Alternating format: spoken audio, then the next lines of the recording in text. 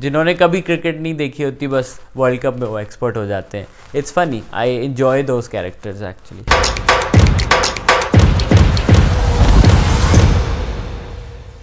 मैं seasonal experts की बातें बस स्माइल एंड वेव करता हूँ. वो जो होता है ना कि हाँ हाँ ठीक है, बिल्कुल आप सही बोल रहे हैं, क्योंकि ऐसे लोगों के साथ आप लॉजिक नहीं लड़ सकते, बिकॉज ये जुनूनी टाइप लोग होते हैं क्रिकेट के, और they think they know everything.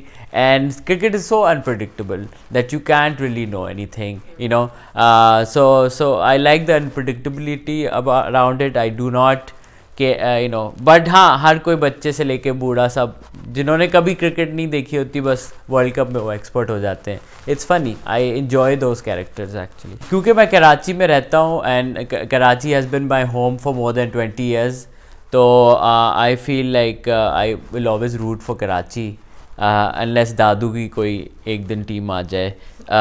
But for now it's Karachi, and Babar Azam is their new captain, so I think he's like the best player so far we have, especially in terms of batting.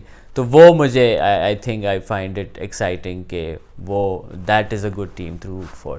But again, like I said, I enjoyed the match, I enjoyed the environment, the you know, एक दूसरे पे गुस्सा होना कि तुम्हारी team बुरी है, मेरी टीम जीत जाएगी, and you know, people just taking it too seriously.